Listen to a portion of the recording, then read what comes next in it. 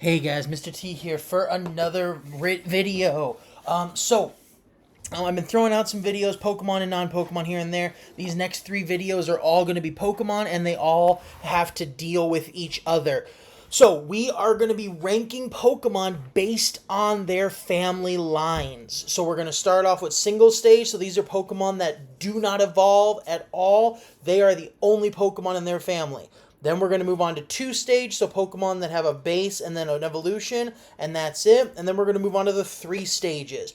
Each one's going to have slightly different rules to keep it nice and fresh. And yeah, so let's go ahead and dive in and get all three of these videos up at once. So our rules for this is no legendaries or mythicals, because let's be honest, every legendary, for the most part, there's one or two minor exceptions, but every legendary is a standalone single Pokemon, so it doesn't have a family line. And honestly, if I allowed legendaries or mythicals, 90% of this list would be legendaries or mythicals. I mean, Mewtwo, I'd probably throw Jirachi on there. A lot of the box arts would be on here for one or the other game. So again, it wouldn't be fair to the rest of the list. So I figured, you know what, let's just be fair, no legendaries or mythicals. And I actually don't do legendaries or mythicals in any of these, which, let's be honest, this is the only one of the three videos that it would have actually mattered in. Technically, you could have gotten one or two in the others, but we won't get into that. So, no legendaries or mythicals, that's really the only rule for this one. So, let's go ahead and dive into our honorable mentions, because I like throwing a few extras in there that aren't actually in the top 10. Now, before you see my honorable mentions, I know some of you are probably thinking, oh my god, that's going to be loaded with Kanto Pokemon. Honestly, the more I thought about it, because Kanto has some of the most recognizable and arguably some of the best single-stage Pokemon, but I really only threw, a couple Kanto on this whole list, and I honestly kind of almost had to force myself to do it. So, yeah. So as you can see, there's really only one Kanto Pokemon on here. But these are my honorable mentions, okay? Some of these Pokemon, I don't necessarily use them in the games or have a lot of their cards, but these Pokemon are just, they're cool for being single stage Pokemon. I mean, Klefki is literally a key ring. That's literally all he is. I really like Stonjourner or Stoneorger or however you pronounce his name, because he's Stonehenge, and he came out during the Galar region, which is based on Great Britain. So I thought that was a cool design. I had to throw Maractus on there, being from Arizona, living in the desert. Kangaskhan is a solid Pokemon. I wish Kangaskhan, I don't know why they haven't given Kangaskhan a baby evolution. In its pouch, that is technically, and this is canon, that's just a mini Kangaskhan. But it looks nothing like Kangaskhan in terms of it growing up to be the same. It should have been a baby Pokemon. In Johto, they should have given Kangaskhan a pre-evolution like they gave so many others, but I won't get on that soapbox. Shuckle's on here. Did you know Shuckle is capable of producing the highest damage move in the games? In most of the games, there's a few that he can't, but in most of the games he can. Eoscue, Chatot, Minior, I love these Pokemon, especially Minior. It's fun to collect all the different types of Miniors. Oh my god, it was so freaking hard in the DLC, the Blue Beam Academy or the Bluebell Academy or whatever it is.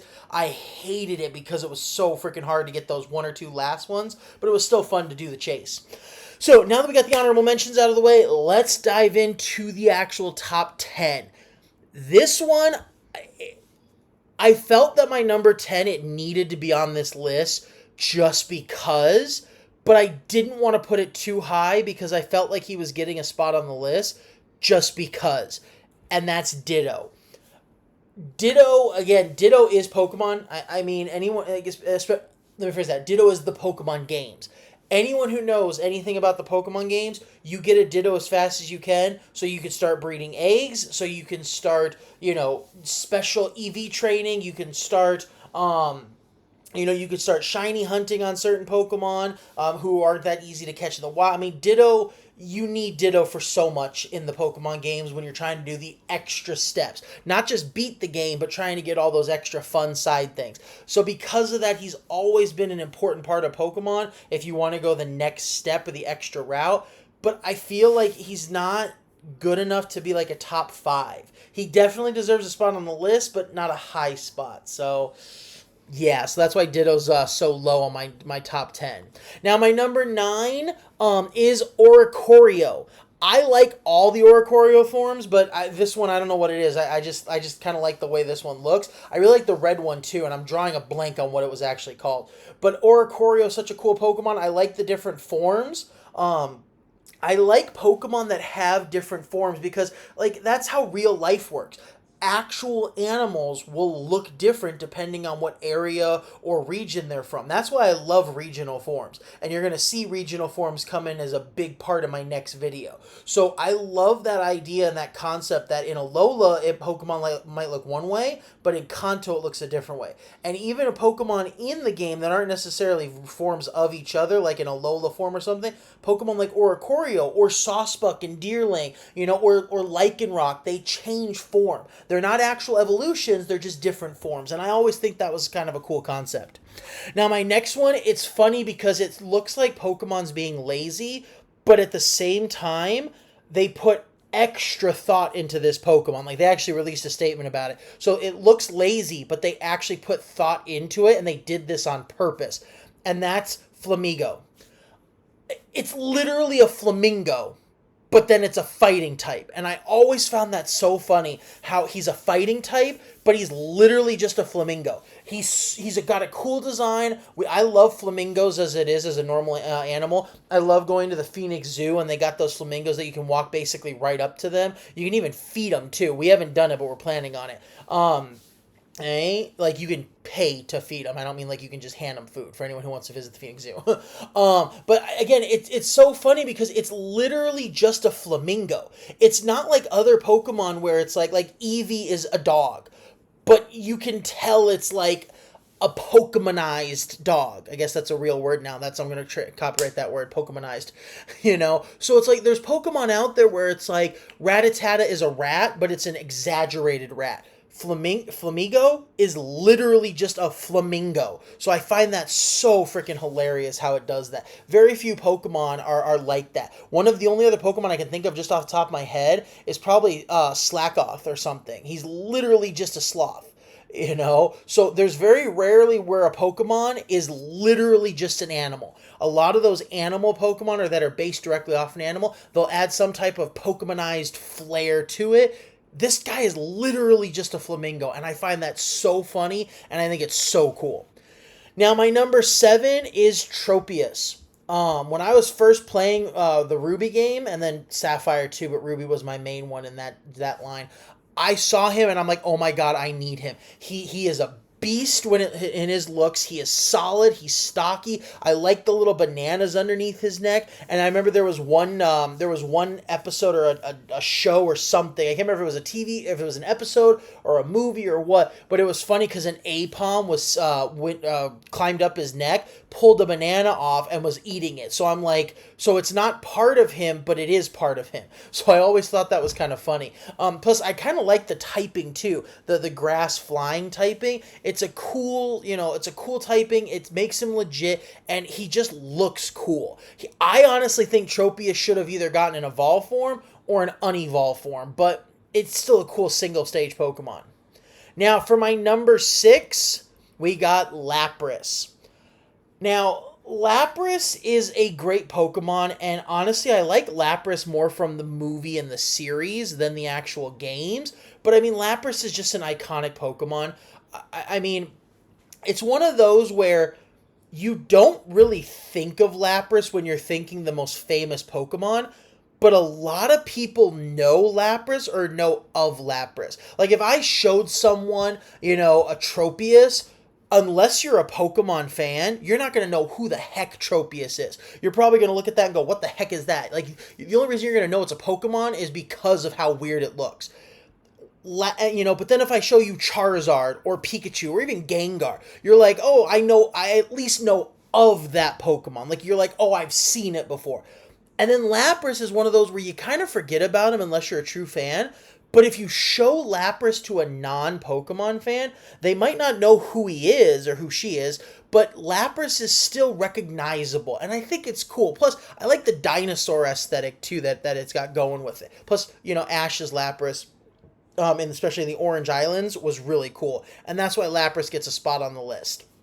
Now, my number 5, I actually just got a Pokemon card for this guy at a card show the other day, and it looks so cool, is Castform.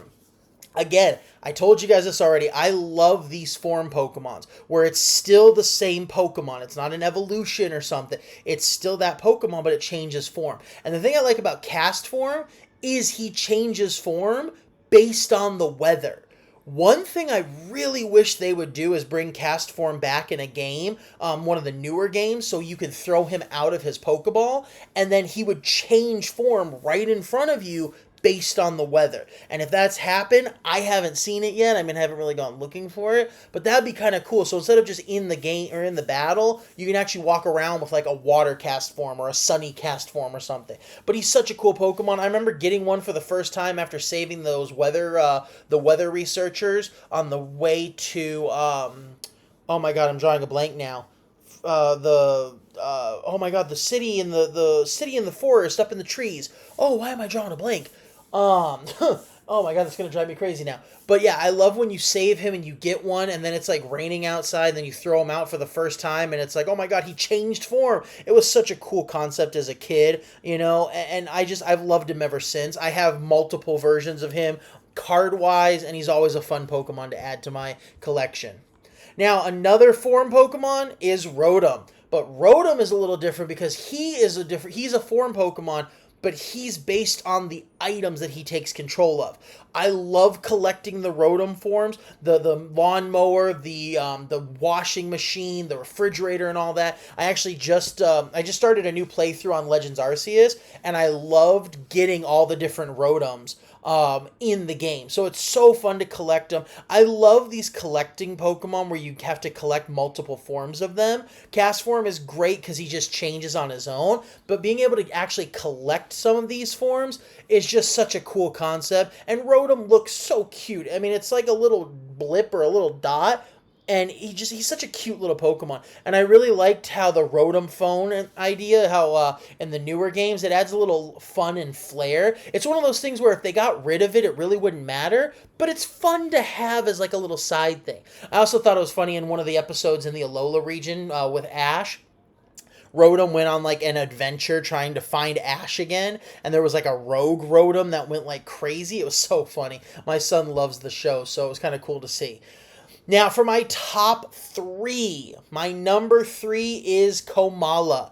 This Pokemon is so cute. I love koalas. They're one of my more favorite animals. And Komala is another one of those where it's close enough that it looks basically like a koala. Like it basically is just a koala. It's a little bit more, you know, they added a little bit of flair to him versus Flamigo just being a flamingo, but he's still one of those few Pokemon where it literally is just the animal. He's cute, he's funny. I remember there was one episode where he opened his eyes all the way, and it's kind of like when Brock opened his eyes. You were like scared but intrigued at the same time. So that was always fun. But yeah, I've always liked Komala.